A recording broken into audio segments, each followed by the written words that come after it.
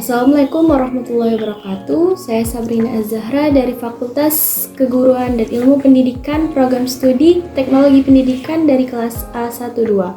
Di sini saya akan menjelaskan mengenai teori belajar behavioristik. Apa sih teori belajar behavioristik? Teori belajar behavioristik adalah teori belajar yang lebih mengutamakan pada perubahan tingkah laku siswa sebagai akibat adanya stimulus dan respon. Dengan kata lain, belajar adalah bentuk perubahan yang dialami siswa dalam bentuk kemampuannya untuk bertingkah laku dengan cara yang baru sebagai hasil interaksi antara stimulus dan respon. Lalu, apa itu stimulus dan respon? Stimulus adalah apa yang merangsang terjadinya kegiatan belajar, seperti pikiran, perasaan, atau hal-hal lain yang dapat ditangkap melalui alat indera.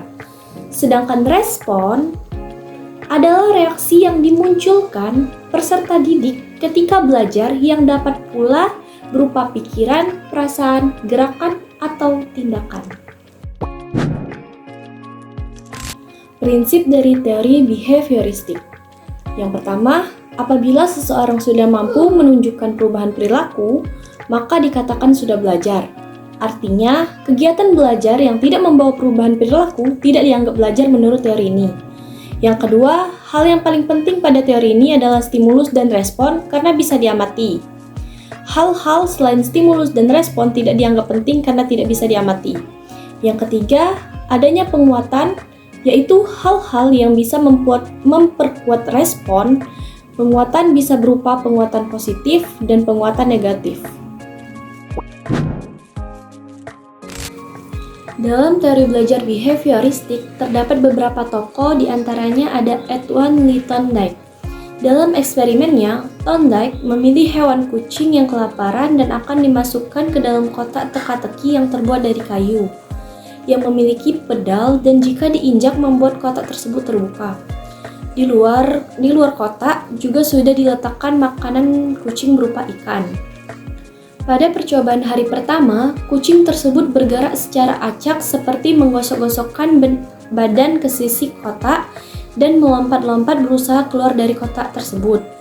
Hal ini berlanjut sampai kucing secara tidak sengaja menekan pedal dan akhirnya kotak terbuka dan kucing bisa memakan makanannya.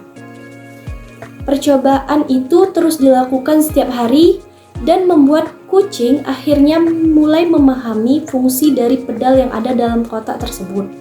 Yang dimana awalnya kucing mungkin memerlukan waktu yang lama untuk membuka kotak, namun saat sudah dilatih, kucing dapat membuka kotak dalam waktu yang singkat.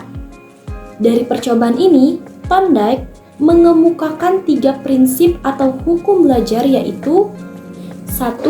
Law of effect atau hukum akibat.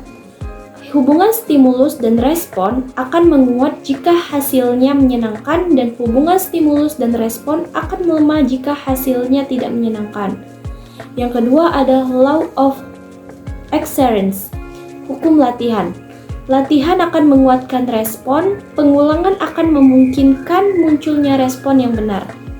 Yang ketiga adalah law of readiness atau hukum kesiapan, menyatakan individu akan belajar lebih efektif jika siap secara fisik dan mental. Yang kedua ada Ivan Pavlov. Pavlov melakukan percobaan yang dikenal dengan classic conditioning, di mana Pavlov menggunakan anjing, lonceng, dan makanan dalam percobaannya. Sebelum penelitian, respon anjing pada makanan adalah respon alami, di mana anjing mengeluarkan lidah dan air liurnya. Sedangkan respon anjing pada lonceng tidak terjadi apa-apa. Pada hari pertama, Pavlov memberikan makanan kepada anjing yang tentunya membuat anjing mengeluarkan lidah dan air liurnya. Pada hari kedua sampai hari ke-6, Pavlov memberikan stimulus berupa bunyi bel disertai dengan makanan dan respon anjing mengeluarkan lidah dan air liurnya. Pada hari ke-7, Pavlov memberikan stimulus hanya dengan suara lonceng dan secara mengejutkan, anjing tersebut memberikan respon berupa mengeluarkan lidah dan air liurnya.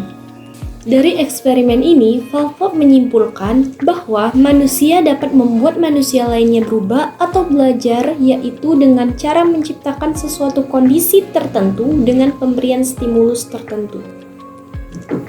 Yang ketiga yaitu Bruce Frederick Skinner. Dalam eksperimennya, Skinner menggunakan tikus untuk mengamati dan memahami bagaimana perilaku dapat dipengaruhi dan diubah melalui penguatan atau penghukuman.